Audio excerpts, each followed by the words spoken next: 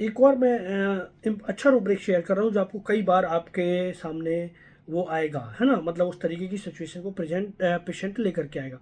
तो हमारे पास एक रूब्रिक है, delusion trapped. Trapped she is या ही इज, ऐसा कोई रूब्रिक है, डिल्यूजन ट्रैप्ड। तो ये ट्रैप में है, ट्रैप का मतलब ही है कि आप फंस गए। ठीक है, तो पेशेंट कई बार ये वर्ड बोलता है कि मैं तो डॉक्टर साहब फंस गया। ठीक है, तो ये आप तब भी आप ले सकते हैं और पेशेंट ने नहीं बोला तब भी आप ले सकते हैं, लेकिन उसकी सिचुएशन को समझना होगा। जैसे मेरे पास एक पेशेंट है, तो उसने क्या किया कि उसने पैसे कमाने के लिए उसने बहुत सारा लोन लिया।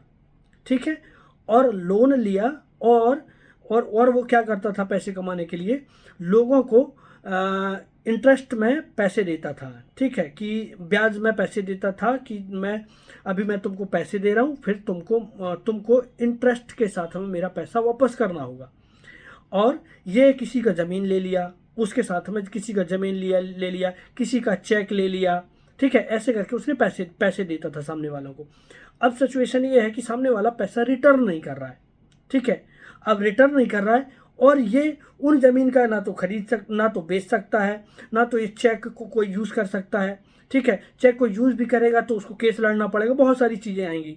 तो ना तो उसको पैसा वापस रिटर्न मिल रहा है, और ना तो उसने जो भी चीज़ें पैसे देने के एवज में उसने जो चीज़ें अपने पास में रखी थी वो उसे कोई यूज़ कर पा रहा है। ठीक है, तो ये उसका सिचुएशन है कि मैं तो फंस गया ना डॉक्टर साहब।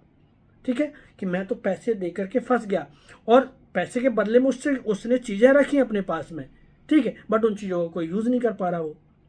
ठीक है, क्योंकि वो डायरेक्ट तो पैसा है नहीं, पैसा ही डायरेक्टली यूज़ हम कर पाते हैं।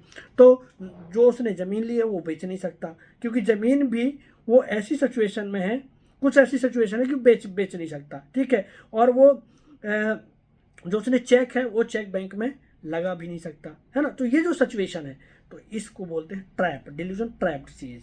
तो ऐसे ट्रैप को लेकर के मैंने एक पेशेंट को सेलेक्स फ्रेजाइलिस दिया था उसके ल्यूकाडर्मा के लिए, और वो ठीक भी हुआ था।